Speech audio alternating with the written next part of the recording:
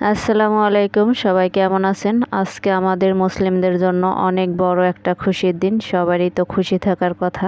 সবার জন্য দোয়া করি, সবাই যে যেখানে আছে অনেক ভালো রাখুক আল্লাহ। আমিও ভালো আছি আলহামদুলিল্লাহ। আল্লাহ যেভাবে রাখছে সেভাবেই শুকরিয়া আদায় করি।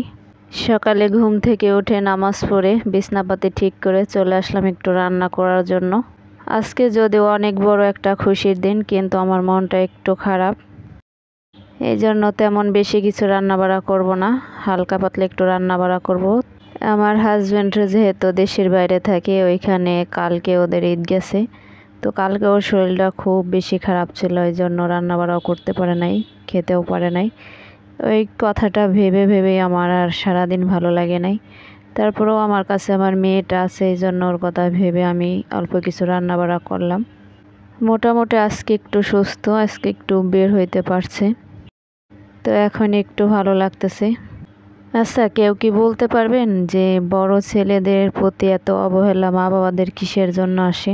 বড় ছেলেদের শুধু দায়িত্ব কর্তব্য সময়ই মা বাবা খোঁজে যে এটা তোমার করার দরকার ছিল, এটা করো নাই।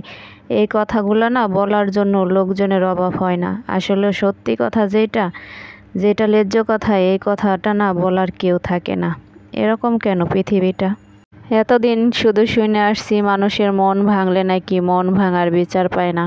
আমি তো দেখি তার সাথে সাথে এই যে পরিবারের বড় ছেলে মেয়ের যে অত্যাচার, বাপ মা ভাই বোনের অবহেলা, অপমান অপদস্থ, এইগুলারও কোনো বিচার হয় না। যেইখানে জন্ম হয়েছে, যেইখানে বেড়ে ওঠা, এক সময় সেইখানে সব কিছু শুধুমাত্র দায়িত্বই এসে যায়। তাছাড়া ওইখান থেকে কোনো কিছু পাওয়ার থাকে না। তারা শুধু বুঝাই দেয় এইখানে তুমি দেবা, নিতে পারবা না, কারণ তুমি তো বড়, ছোটরা পাবে, তুমি কেন পাবা, তোমার তো আছে, তুমি করে নাও। যাই হোক, এইভাবেই আমার ঈদটা কেটে গেল।